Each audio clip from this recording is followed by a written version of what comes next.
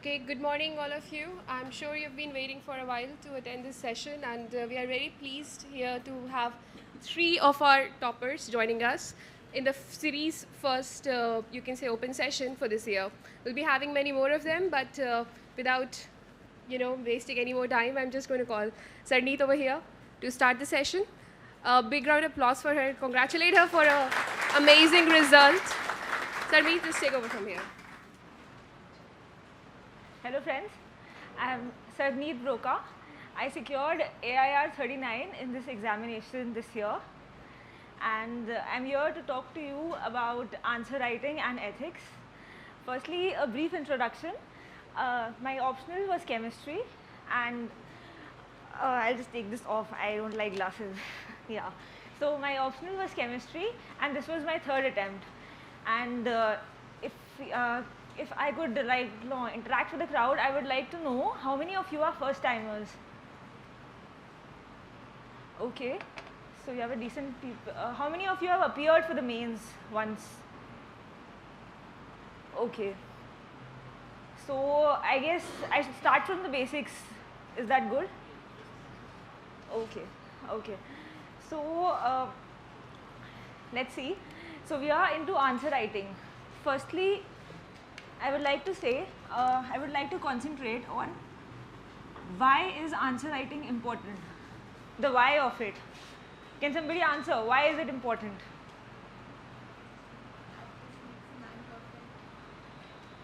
No, but why is it important? You have to know UPSC, you have to know the syllabus of UPSC, but why is it important to practice answer writing? You have to know answer writing because you have to tell the examiner that you know the stuff that he is asking. If you don't know how to express yourself, how to answer what the examiner is asking, how would you tell him that, dude, I know this. What you're asking, I know it, but I'm not able to express it. Doesn't work. So you have to, आपको पता होना चाहिए कि उसने क्या पूछा है और आपको वो आता है या आपको उसे बताना है. तो इसलिए आंसर राइटिंग बहुत इम्पॉर्टेंट है. सो I had got 433 marks in GS this year, and I would say difference was answer writing. That's why let's concentrate on this answer writing topic a little bit. So firstly, what is an answer? What qualifies as a good answer, a good UPSC answer? Firstly, you have to answer what is asked.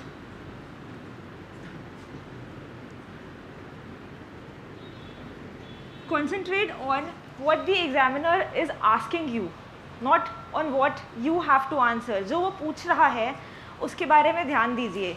ये नहीं कि मुझे ये भी पता है, ये भी पता है, ये भी पता है, सब कुछ आंसर में डाल के आ जाओ. Right? Does it make sense? For example, अगर मुझे पूछा गया कि रिवोल्ट ऑफ 1857 के रीजंस बताओ, तो मैं ये तो नहीं स्टार्ट करूँगी कि रिवोल्ट ऑफ 1857 इस वजह से हुआ था, इस वजह से हुआ, ये बोलना है. बट ये नहीं बोलना है कि इसमें इसने भी भाग लिया और इसने ये किया और ये सेनाएं यहाँ गई और तो concentrate on what he is asking. That is the most important part. Then there are certain keywords: analyze, explain, critically analyze. यहाँ पे हिंदी माध्यम के भी छात्र हैं, यहाँ पे कोई हिंदी माध्यम के भी हैं, तो मैं काफ़ी हद तक सिंपल इंग्लिश में रखूँगी. आप ये कीवर्ड समझ पाते हैं? जी हाँ. तो it is very important to understand these keywords. So you would, I think Vision has provided you with a list of the keywords and the meanings that come with it. So it is very important when you read a question to understand कि ये keywords का मतलब क्या है, explain का क्या मतलब है. अगर critically analyze बोला है तो you have to analyze the subject, you have to analyze what's being asked, but in a critical manner. Don't be too critical for sure. एक tip है, काफ़ी सारे लोग मेरे साथ जो पढ़ते थे, they used to get extremely critical of the government. अब critically analyze बोला है, you will be part of the system next year. When you be an IAS, be an IPS, you will be part of the system. So you cannot be extremely critical of it, right? You have to be decently critical and analyze it in a critical manner in such a way कि उसके positive points भी आए और तुम एक way forward दे पाओ, right? So ये keyword काफ़ी लोगों को problematic लगता है. So on an answer, we concentrated on what is asked, which is very, very important to judge. This comes by a practice, hence answer writing is important, and a practice of answer writing is very, very important. Besides that, so what is the answer? एक typical answer अगर आप देखेंगे तो introduction होता है, body होती है, conclusion होता है. अब ये पूछेंगे कि ये लिखना ज़रूरी है हर आंसर में. कितने लोगों को लगता है कि लिखना ज़रूरी है? 3 पार्ट्स, 2 पार्ट्स. कितने को लगता है कि सिर्फ बॉडी लिखना ज़रूरी है?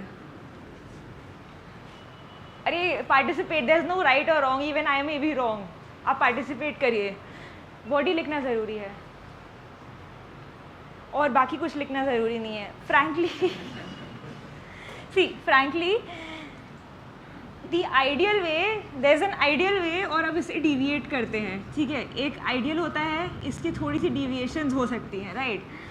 So अगर एक ideal way है आप उससे थोड़ा सा deviate कर सकते हैं. क्यों? क्योंकि time कम है, right? आप 20 क्वेश्चन आंसर ही नहीं कर पाएंगे अगर टाइम कम है तो, right? So but you should always tend towards ideality, keeping in view of your time. तो अगर मैं 20 आंसर लिखती हूँ तो आई वुड ट्राई एटलीस्ट कि शुरू के 5 में तो मैं अच्छे से ऐसे फॉलो करूँ, राइट? फिर आप उसको डिविएट कर सकते हैं, थोड़ा कम ज़्यादा, keeping in view of your time. And then the idea is कि अगर ऐसे कुछ क्वेश्चंस होते हैं, जैसे क्रिटिकली एनालाइज हो गया या पूछा गया है कि there is a statement and they say comment, so it's important that you say कि मेरा आंसर अब ख़त्म हो गया है, you know, this is over.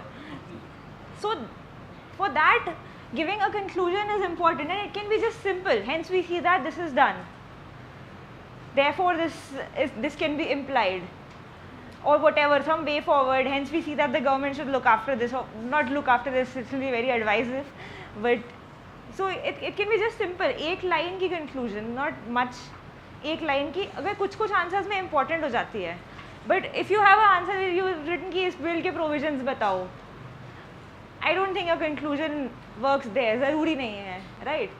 तो आप, you are an adult, you all are 18 years plus, I think, आपको समझ में आता होगा कि अगर you can analyze कि आंसर, किस आंसर में conclusion ज़रूरी है, किस आंसर में नहीं है. एग्जामिनर से आप बात कर रहे हैं एक तरह से, तो उसे आप अपनी बात समझा रहे हैं.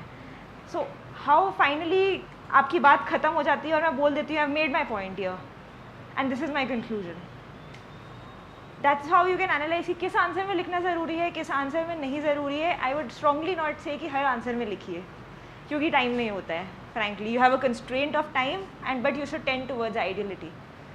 Okay, so we have an answer, what, and then qualifies the qualities of a good answer.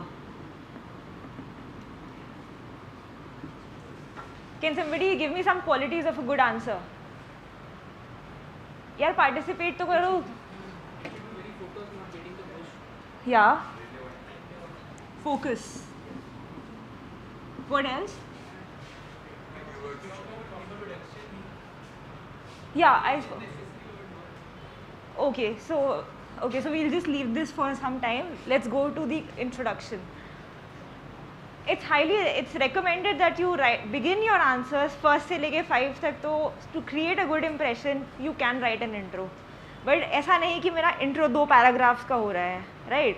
You have a limited space, so एक line का introduction is good enough. Just और if you can't think about, जैसे काफ़ी लोगों को ये होता है कि टाइम कम पड़ता है, समझ में नहीं आता कि इंट्रो में लिखे क्या है यार. यू कैन जस्ट राइट, तब अगर ऐसा हो रहा है और टाइम बहुत ही कम है, यू कैन जस्ट जो क्वेश्चन है उसी को इंट्रो फॉर्म में थोड़ा सा मोल्ड करके लिख दो, तो तुम्हारा आंसर दिख जाएगा कि बिगिन हो रहा है और एब्रप्टली नहीं बिगिन हो रहा है। जैसे कई लोग ऐसे आते हैं, ऐसे पॉइंट्स लिख के चले जाते हैं, 1 2 3 4 ये लिखो, ये पढ़ लो और इसको इसमें नंबर दे दो मुझे जितने देने हैं। तो ऐसे एग्जामिनर को भी काफ़ी रूड लगता है अगर आप ऐसी कॉपी देखेंगे 1 2 3 4 ये नंबर ये लिखे हुए हैं, इसमें नंबर दो, 5 नंबर मिलने चाहिए मुझे, 5 पॉइंट लिख के गए हुए हैं यहाँ पे। Doesn't work. You have to make it presentable. You have to make him happy with your answer, right? That doesn't work.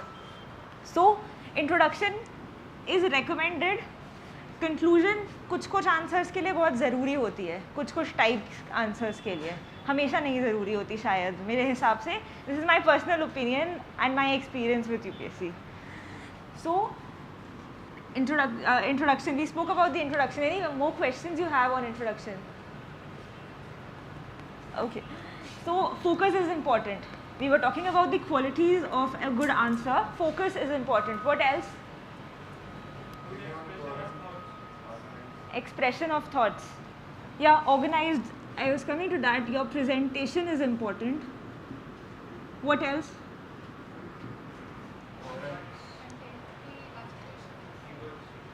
Illustrations, yeah, okay. The presentation part breaks up into your organization of your answer and additional figures or things that you can put in. We'll talk about this. This has to be talked about. Okay. So there the focus is important, your presentation is important. What else? Should be based on some concrete base rather than Vague नहीं होना चाहिए. So I will give you one word for this. It should be concise. It should be concise. If you have a point to make it right there. Don't drag about it and then come to the point. Make your point. एक line में लिखो कि ये point है, यहाँ पे आ गए हैं. अब आप बोलेंगे कि काफ़ी सारे आंसर्स में 2 ही पॉइंट्स होते हैं, लिखने का कुछ होता ही नहीं है, यही पूछा गया है. Do you agree with me? काफ़ी सारे आपने आंसर राइटिंग कितने लोगों ने प्रैक्टिस करी है कभी? हाँ, तो आप अग्री करेंगे कि काफ़ी सारे आंसर्स में 200 वर्ड लिखने होते हैं और 2 ही पॉइंट होते हैं तुम्हारे मन में, राइट? और एक्चुअली में आंसर में भी 2 ही पॉइंट्स होते हैं. So by concise here I would mean कि वो पॉइंट को लिखो, अगर फाइनली है उसे एक्सप्लेन करो, substitute it with an example, a good example with it. So your answer doesn't beat around the bush and then come to the point and then end. मतलब इधर उधर घुमा के एक पॉइंट को मेक कर दिया और उसके बाद उसको छोड़ दिया, वो नहीं चलेगा. 2 ही पॉइंट है, उसको एग्जाम्पल के साथ सब बताओ, उसको सब्स्टिट्यूट करो. जैसे एक we had a question this year, the growth in India has been jobless growth. We had this question. So अब you can supplement this with figures कि भाई मैन्युफैक्चरिंग में इतना ग्रोथ हुआ है, सर्विस में इतना हुआ है, बट सर्विस की जो एम्प्लॉयमेंट है वो इतनी है, मैन्युफैक्चरिंग की इतनी है, तो इसलिए वी कैन सी कि जॉबलेस ग्रोथ है. और ये दिए हुए हैं सारे फैक्ट्स एंड फिगर्स, इको सर्वे में और वगैरह चीज़ों में दिए होते हैं. ये हो गया आपका एग्जाम्पल. बोलनी तो एक ही बात थी बट अच्छे से बोल दिया तो ज़्यादा नंबर दे देगा, right? So we have a conciseness. Anything else that somebody thinks is important? Your focus is important, conciseness is important, presentation is important. What else? Both sides of outline. Yeah, that's okay if you're focusing on the answer. Your direction is important. How you're directing your answer and probably maintaining a flow is important. It's you don't have it. No, you should deviate. You should always restrain from putting any गलत information in your paper. If you अगर आपके पास information नहीं है तो उसको basic ways में लिख दीजिए. आपको 26% नहीं पता है, you can write about 25 to 30%. ऐसे लिख दीजिए, या उसको qualitatively लिख दीजिए कि 1/4 के आसपास होता है यार. कुछ क्वालिटेटिव, या आप लिख दीजिए कि substantial portion of this, substantial percentage 25% substantial, तो ऐसे लिख दीजिए, right? So let's see, focus is important. What do you mean by focus? The focus is right here. What is asked? जो पूछा गया है उस पर फोकस करके whenever you're writing, काफ़ी बार ऐसा होता होगा कि आपका आंसर डिविएट कर जाता होगा इधर उधर, देन फाइनली देखा जगह ख़त्म हो गई. कितने लोगों के साथ होता है ऐसा? आपने लिखा नहीं है फिर शायद. हाँ जी. In the answer writing, we are seeing that more than 200 words we do have. Yeah. We need to concise it in that way. Yeah. That the answer should be properly addressed. या sure. तो काफ़ी लोगों के साथ ये होता होगा कि इधर उधर जगह ख़त्म हो गई, फोकस नहीं है आंसर. सो फर्स्ट थिंग, जब आपको पेपर्स मिलते हैं तो you get a reading time. I think 5 minutes reading time you get for UPSC before the exam started. Read the questions. उस टाइम वो सिर्फ रीडिंग टाइम होता है. Read the question, try to understand it. One practice that I had in, जब मैं करती थी papers तो 1 2 3 4 जैसे क्वेश्चंस हैं. अब मुझे सेकंड आता है, बहुत अच्छे से आता है, पूरे tick mark.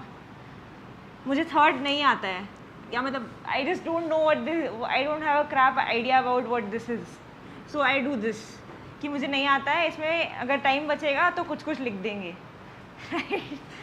That's what you do. अगर नहीं आता है तो आप क्या करते हैं, कुछ लिख के आ जाते हैं इवेंचुअली. ठीक है. फोर्थ मुझे बहुत अच्छे से आता है, फिफ्थ मुझे बहुत अच्छे से आता है. So this kind of a marking and reading your question paper before you actually start attempting it is very important, ताकि आपको समझ में आए कि पूछे क्या गए हैं क्वेश्चन. सबकॉन्शियस में चले जाते हैं आपके, right. So 5 minutes of reading time is there. Take time to read your paper. You can have some scheme to understand कि मेरे को ये आता है या नहीं आता है, ये पता चल जाए पहले से, right. How many of you have attempted a UPSC paper, 20 questions in 3 hours? Nobody. Believe me, it's very difficult to do so. और कितने लोग आंसर राइटिंग प्रैक्टिस करते हैं? हाथ खड़े करिए, कोई दिक्कत नहीं है. कितने घंटे के लिए करते हैं? Average 1 hour. See the ideal thing is कि आपको 3 घंटे का पेपर होता है फर्स्ट सेशन, 3 घंटे का एक और पेपर होता है सेकंड सेशन. तो आपको 6 घंटे लिखना होता है एक दिन में, और अगले दिन आके फिर से 6 घंटे लिखना होता है, और उसके अगले दिन आके फिर से 6 घंटे लिखना होता है. शायद बीच में एक गैप दे दे, फिर 6 घंटे लिखना होता है. आपको लगता है आपकी 1 घंटे की आंसर राइटिंग से कुछ हो जाएगा? गो अटेम्प्ट अ UPSC पेपर 20 क्वेश्चंस, तब आपको समझ में आएगा कि इसकी वैल्यू क्या है कि मार्क कर पाओगे. If you have it marked right there कि this is there, these are my questions and this one, these are the ones that I know, you will be able to attempt it. नहीं तो 20 question ख़त्म करना ही आधे लोगों के लिए problematic हो जाता है. किसी को ये डाउट्स हैं कि ख़त्म करना चाहिए पेपर या नहीं करना चाहिए, कितने क्वेश्चन अटेम्प्ट करने चाहिए? क्या लगता है कितने क्वेश्चन अटेम्प्ट करने चाहिए? 18, और बाकी छोड़ देने चाहिए. See if you go for 18, जैसे अगर 20 क्वेश्चंस हैं, even when I went to do my paper, finally पूरी प्रिपरेशन के बाद बहुत गंदे तरीके से एकदम पूरा घोट के भी 2 क्वेश्चन ऐसे निकल ही आते हैं जो नहीं आते होते हैं. तो बट अगर आप इसका एनालिसिस करेंगे मार्क्स का, मार्क वाइज कि इसमें इतने मार्क्स मिलेंगे, इसमें इतने मार्क्स मिलेंगे, इसमें इतने मार्क्स मिलेंगे, तो आप मैथमेटिकली देखेंगे कि आपको 10 में से 4 देते हैं. I think vision has a marking scheme released, right. So 4 or 5 is a good answer, is an average और गुड आंसर. बट ज़रूरी नहीं है आपको 4 मिल जाए हर में, right. It can go to 1 or 2. So अगर आप इसका मैथमेटिक्स करेंगे, I think it will get very complicated and long if I do it right now. तो आपको ये समझ में आएगा कि ये दोनों भी अटेम्प्ट करने बहुत ज़रूरी हैं somehow.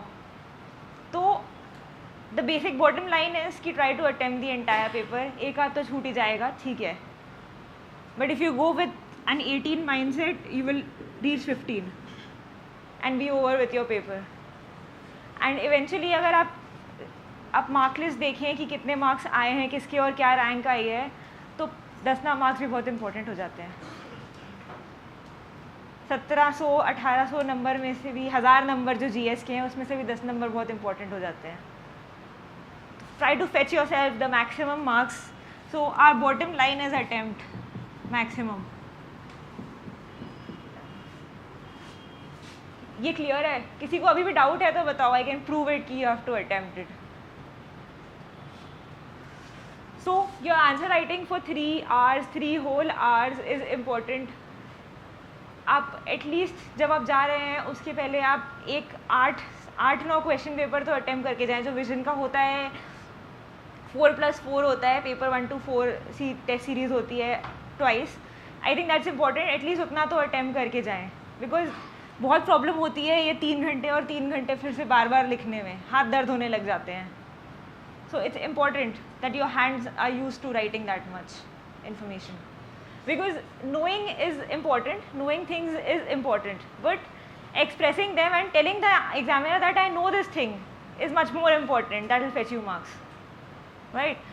Okay, so we spoke about the focus of your answer, कि क्या पूछा गया है उसकी तरफ जाओ. Now we have to speak about the presentation of an answer. So first head is organisation. काफ़ी सारे आंसर्स होते हैं जिसमें पार्ट्स होते हैं. what are the reasons for this, whatever the second part, the third part. So how will you tell an examiner that I have written all parts? Some ideas?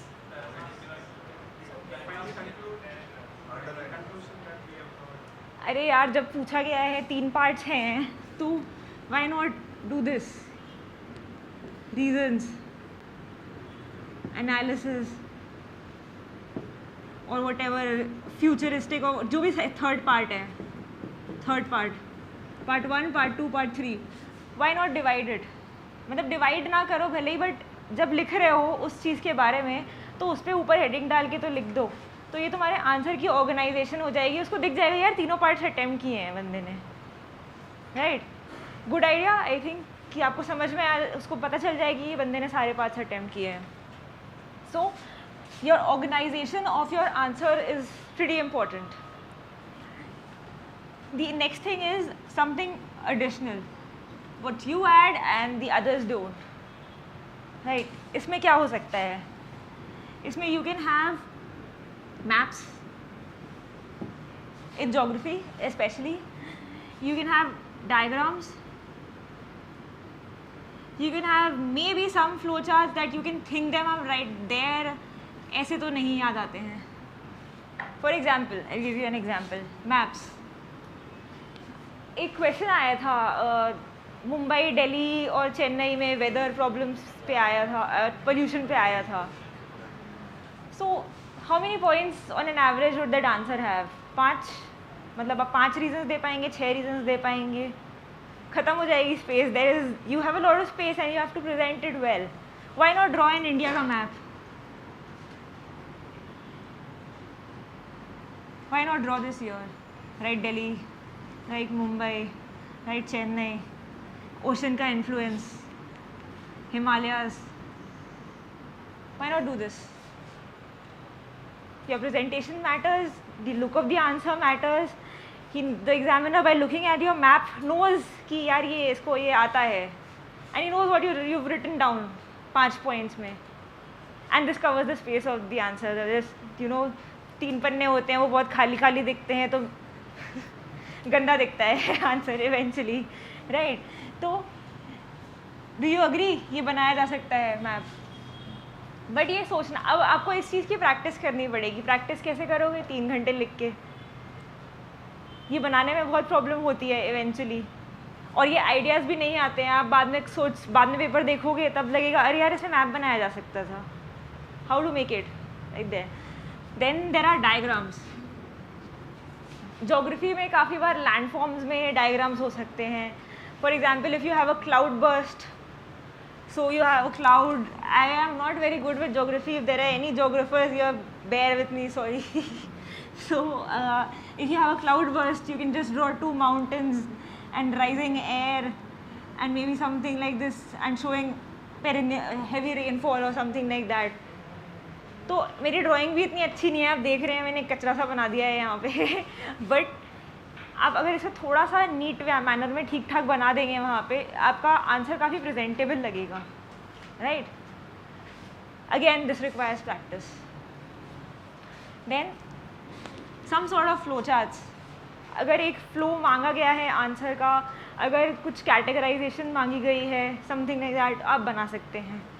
But this you have to innovate. मतलब जब आप answer लिख रहे हैं तो आपको पता होना चाहिए कि यार इसमें और चीज़ें ऐड करी जा सकती हैं. गुड.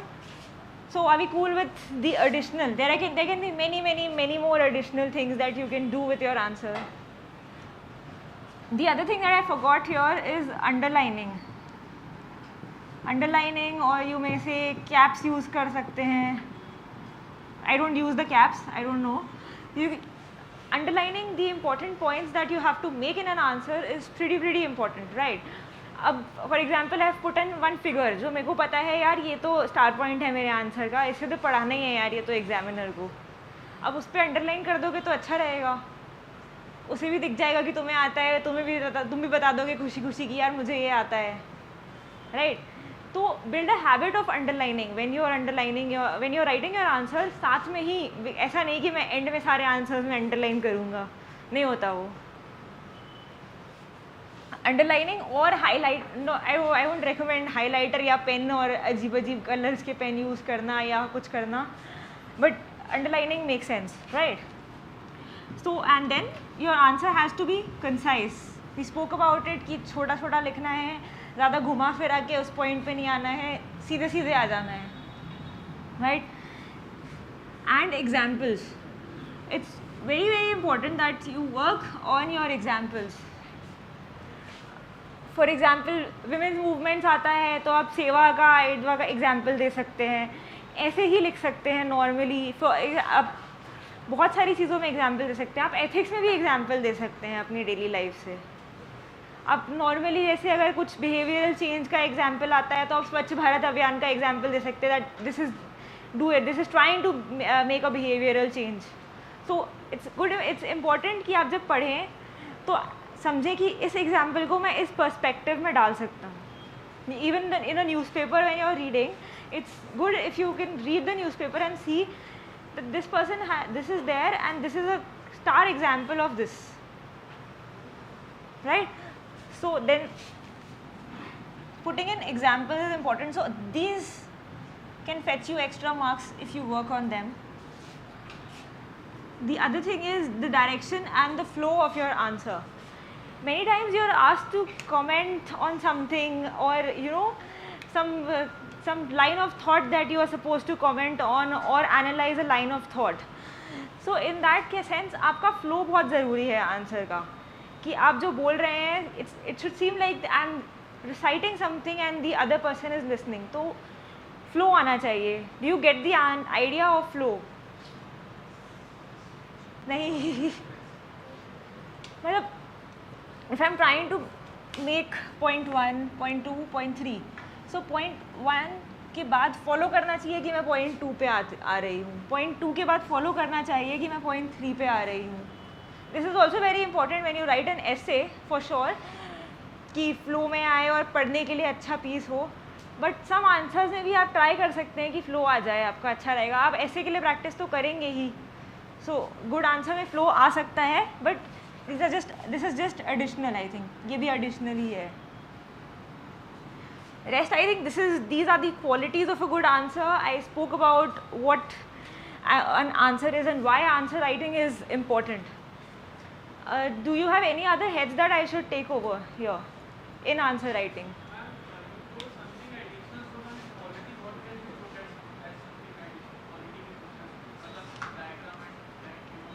आप एग्जाम्पल्स दे सकते हैं. फॉर एग्जाम्पल इंटरस्टेट रिलेशन में आप केसेस का एग्जाम्पल दे सकते हैं. SRO में केस डाल सकते हैं. आप पुंची कमीशन को कुछ कहीं कहीं पे कोट कर सकते हैं.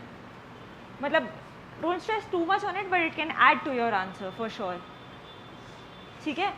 गवर्नर रूल में जब गवर्नमेंट में सुप्रीम कोर्ट के जजमेंट्स डाल सकते हैं थोड़े बहुत अपने आंसर को जस्टिफाई करने के लिए. राइट. पेपर 2 में but it's a difficult thing to do, but it will fetch you good marks if you do that, because already it's a low scoring paper. This year the lowest scoring was paper 2. Yeah.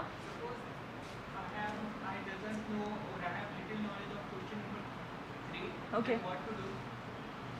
I would recommend कि आप पहले attempt कर ले पूरा paper, keeping time कि ये वाला answer attempt करना है यार, और उसको मिनिमम टाइम है. फॉर एग्जाम्पल अब मेरे को नहीं आता है ये क्वेश्चन 3 बिल्कुल भी, तो अब मैं इसको 10 मिनट क्यों दूँ अपने, 2 मिनट दूंगी, जो आता है लिख दो, जल्दी से ख़त्म करो.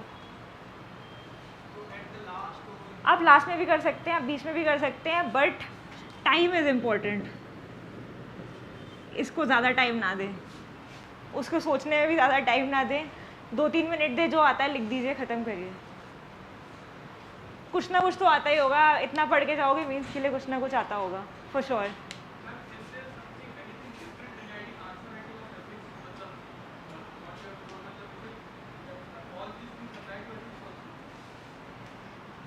एथिक्स में obviously you can not make maps and diagrams and things like that, but या फोकस इज़ डेफिनेटली इंपॉर्टेंट, क्योंकि आपके आंसर्स का ओरिएंटेशन ही ऐसा होता है कि you have to focus on what they are asking. If they're asking you like officer like qualities and you talk about human values, doesn't work out.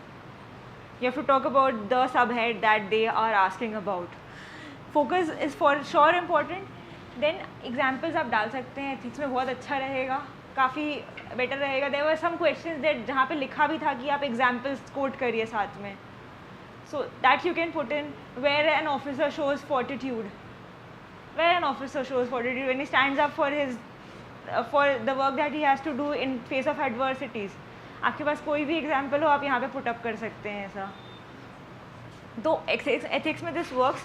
Then this categorisation that I said कि part 1, part 2, part 3 होना चाहिए, this works because ethics आपको पूछा गया है अगर कि stake holders कौन है, तो part 1 is the stakeholders. आपको पूछा गया है कि इसके रीजंस क्या है and how do you justify this, तो वो सेकंड पार्ट आ गया. आपको पूछा गया है कि आप बताओ क्या करोगी, थर्ड पार्ट आ गया. तो दिस शुड वर्क बिकॉज आपकी केस स्टडीज़ काफ़ी लंबी होती हैं, 20-20 नंबर की होती हैं, तो it become very monotonous if you just write lengths and lengths of pages.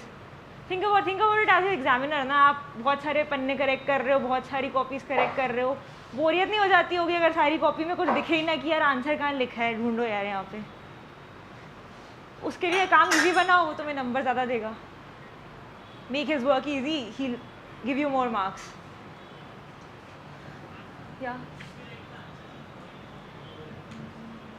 या अच्छा, this is one thing that we did not discuss, I meant to discuss it, point and paras.